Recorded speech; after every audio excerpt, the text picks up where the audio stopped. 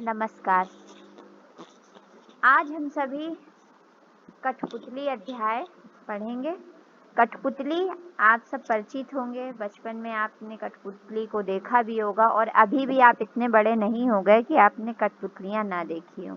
जैसे कि कठपुतलियों को चलाने के लिए क्या होता है, वो बंधी होती हैं और वो दूसरों के इशारे से ही नाचती हैं। तो भवानी प्रसाद मिश्र जी जो हैं, उन्होंने इसके माध्यम से क्या कहना चाहा है, हम ये देखेंगे। हम देखते हैं, प्रारंभ करते हैं। कठपुतली गुस्से से उबली, बोली, ये धागे क्यों हैं मेरे आगे पीछे, इन्हें तोड़ दो, मुझे मेरे पाँव पर छोड़ दो। कह रही ये जो बंधन है, इन धागों का बंधन है। कठपुतली क्या कह रही है कि इन धागों के बंधन से बहुत वह गुस्से में है और उसको गुस्सा आ रहा है कि उन्हें बांध कर क्यों रखा जा रहा है। उन्हें धागों से उन्हें हमेशा दूसरे के इशारे से ही क्यों चलना पड़ रहा है, क्यों ये मेरे आगे पीछे बंधे हुए हैं और ये ही हमें चलाते हैं। तो कठपुतली क्या कह रही है कि इन्हें तोड़ दो।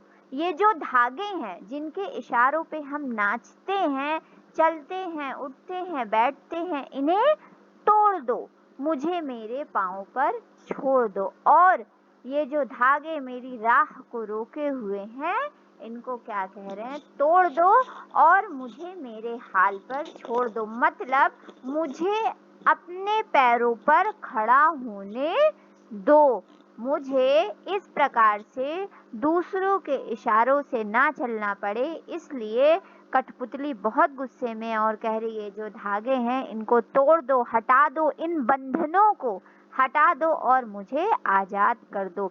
कठपुतली के माध्यम से भवानी प्रसाद मिश्र जी ने एक स्त्री की व्यथा को भी दर्शाया है और कहा है कि जो स्त्रियां हैं क्या है, वह हमेशा एक कठपुतली की तरह ही उनसे उनका व्यवहार एक कठपुतली की तरह ही होता है और वो हमेशा जो दूसरे के इशारों पर ही कार्य करती रहती हैं। इसलिए एक स्त्री की मनोदशा यही होती है कि जो सारे बंधन है, उस पे पाबंदियां हैं, उस पे जो अनेक प्रकार के नियम कानून कायदे हैं जो बेवजह के हैं, वो इनको हटा दिए जाएं और क्या किया जाए कि हर स्त्री को स्वावलंबी बनने दिया जाए, उसको अपनी इच्छा, अपनी उड़ान के लिए खुला आसमान देना चाहिए। अब आगे देखते हैं, ये इसका भावार्थ था। ठीक है। सुनकर बोली और कठपुतलियां कि हाँ, बहुत दिन हुए हमें अपने मन के छंद छुए।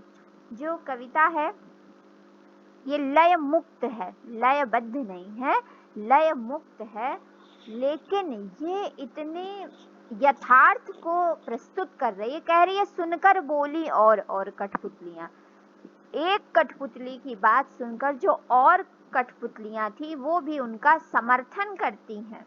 क्या करती हैं? समर्थन करती हैं और कहती हैं हाँ, बहुत दिन हो गए हमें इस बंधन में बंधे हुए और अपने मन की आवाज, अपने अंतरात्मा की आवाज को सुने हुए। कह रहे हमें अपने मन के छंद छुए हुए, मतलब हमारा मन क्या कह रहा है, हमारा मन क्या गाता है, हमारा मन कब खुश होता है, इस भावना को स्वीकार करते हुए या इस भावना को दिखाते हुए बहुत समय हो गया है। इसलिए हमें इन बंधनों को तोड़ देना ही चाहिए।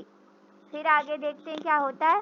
मगर पहली कठपुतली सोचने लगी, ये कैसी इच्छा मेरे मन में जगी। फिर देखिए, जब सारी कठपुतलियां उसके समर्थन में आ जाती हैं और जो कठपुतलियां होती हैं वो भी उस कठपुतली का समर्थन करती। किस कठपुतली का समर्थन करती है? जो कि कहती है कि मुझे मेरे पाँव पर छोड़ दो और इन बंधनों को तोड़ दो। फिर वो कठपुतली क्या कहती, मगर जब इतना हो जाता है तो क्या होती, जो पहली कठपुतली होती है वह सोचने लगती है कि ये कैसी इच्छा है, यह कैसा विरोधाभास है। विरोधाभास क्यों? विरोध का आभास क्यों हो रहा है? इसलिए क्योंकि एक तरफ तो वह अपने बंधनों को तोड़ना चाहती है और खुले आसमान में उड़ना चाहती है, लेकिन दूसरी तरफ क्या होता है कि वो उन बंधनों को तोड़ते समय भी एक आज़ादी महसूस नहीं करती। कह रही कि ये कैसी इच्छा मेरे मन में जगी। कह रही कि ये जो बंधन तोड़ने की बात है, ये जो धागे तोड़ने की बात है, ये कैसी इच्छा है जो मेरे मन में उठी है और क्यों उठी है, हमने ऐसा क्यों सोचा। तो भवानी प्रसाद मिश्र जी हैं जो इन कविता के रचयिता हैं, उन्होंने इसके माध्यम से एक यथार्थ को छुआ है, कठपुतलियों के माध्यम से एक स्त्री की वेदना को प्रदर्शित किया है। साथ में अंत में उन्होंने क्या किया, अंत में स्त्री क्या होती है, पर अधीनता को स्वीकार ही कर लेती है। वह इसको अपनी नियति मानकर ही अपने सारे खुले आकाश को अपने मन के अंदर ही समेट लेती है। समझ में आया होगा भावार्थ आप सभी लोगों को, है ना। अगर आपको अच्छा लगे तो इस वीडियो को लाइक, शेयर और सब्सक्राइब जरूर करें। नमस्कार।